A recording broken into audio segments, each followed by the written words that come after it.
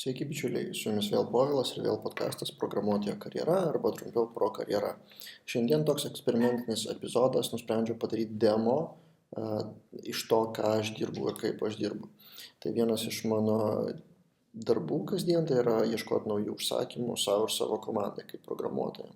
Aš tą darau per vieną iš šaltinių, tų šaltinių yra nemažai, bet vienas iš pagrindinių šaltinių yra online darbo birža upwork.com. Ir mano darbas su ta darbo birža susideda iš dviejų dalių. Pirmas dalykas, laisvalaikiu, sakykime, ar stoviu kamštyje, ar prieš miegą, ar kažkur tai aš iš telefono pasižiūriu, kokie yra apskritai pasiūlymai. Bendrai jų per dieną, bent jau mano nišoje, būna apie 200.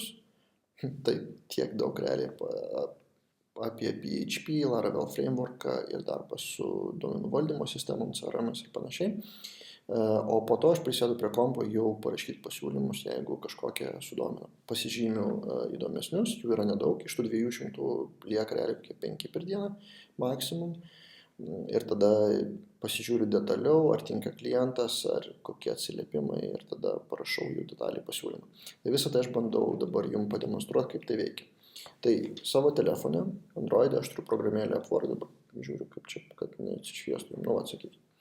Taip atrodo vaizdas, Upwork programėlės yra darbo feedas, prasme, tokie yra pasiūlymai.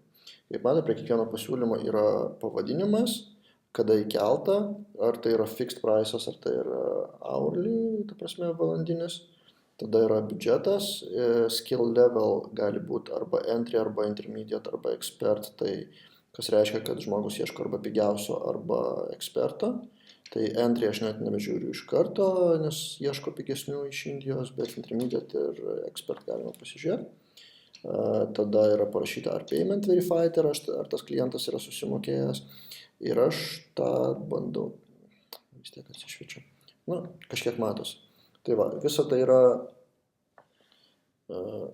valdoma per searches. Aš nustačiau savo 3 search filtrus, tai yra PHP, tai yra Laravel ir CRM, su kuo mes dirbam. Ir taip aš scrollinu per tą feedą ir kas patinka, pasižymiu širdutę, kas reiškia favoritas. Pasižymiu ir tada tas darbas atsiranda pas mane saved sąraše. Gal aš dabar žymėsiu, nes dabar visiškai random pasižymėjau. Tai va, tai taip kelis kartus per dieną arba vieną kartą per dieną aš pasižiūriu iš telefono. Aišku, galima užeiti ir pasižiūrėti konkrečiai vieną kokį pasiūlymą. Čia jau kažkiek detaliau.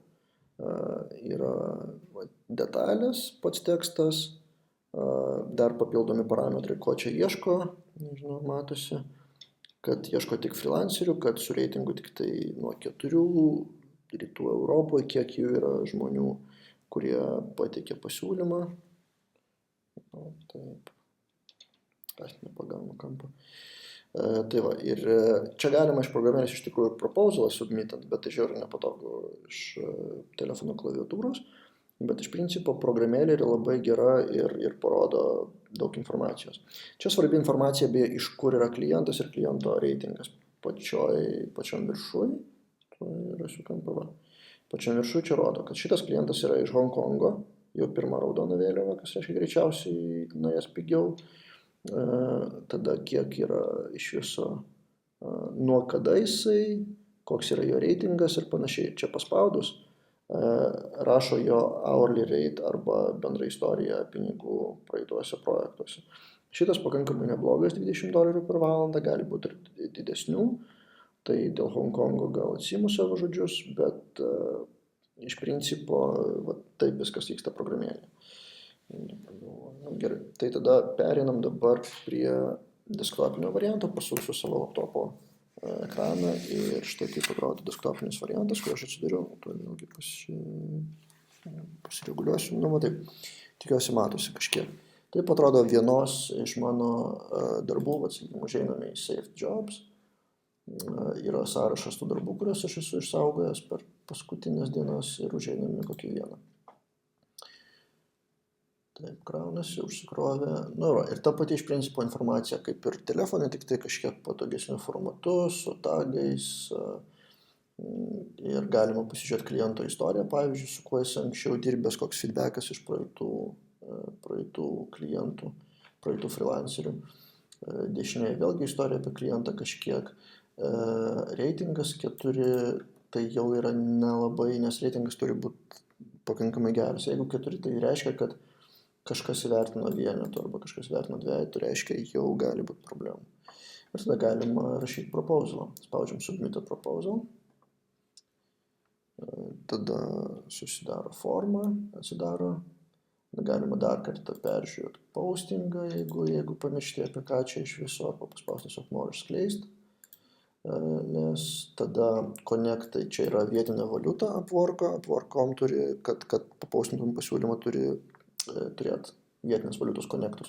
Tai šią mėnesį aš turiu dar 28, jų per mėnesį yra 60, o šitam būtent darbui reikia 2 konektų. Galima tų konektų prisipirkti daugiau papildomai, bet pagal nemokamą planą jų yra 60. Toliau yra hourly rate'as, kurį aš dabar nusistatęs kaip $35 per valandą, bet galiu didinti, mažinti, labai priklauso nuo kliento. Čia, sakykime, vidurkis. Ir tada jau rašai pasiūlymą. Ten, hi, I'm Povilas, I want to offer you my services ir taip toliau ir panašiai. Ir šitoje vietoje svarbu detaliai perskaityti, ko klientas nori. Čia gali būti dar failo prisuktų visokių specifikacijų ir panašiai. Ir proposalą daryti ne tai, kad aš esu Povilas ir aš geras programuotojas ir aš turiu ten komandą ir panašiai. O kalbėti apie projektą būtent kliento sveiki, kad ir čia pasižiūrėsim konkrečiai. We're looking custom-made CRM system, custom-made ticketing system for customers. Tai žmogus ieško CRM. Tada reiškia, kad jiem reikia pavyzdžių būtent, ne būtent technologijų, kokio ten PHP ar Laravelis, ar kas čia dabar net nematau, kokios technologijos, gal net neparašyta. Jiems svarbu ne technologijos, o ką tu esi padaręs būtent toj nišai. Tai aš dažniausiai prie to coverio prisegu, tuo atsidarysiu naują tabę,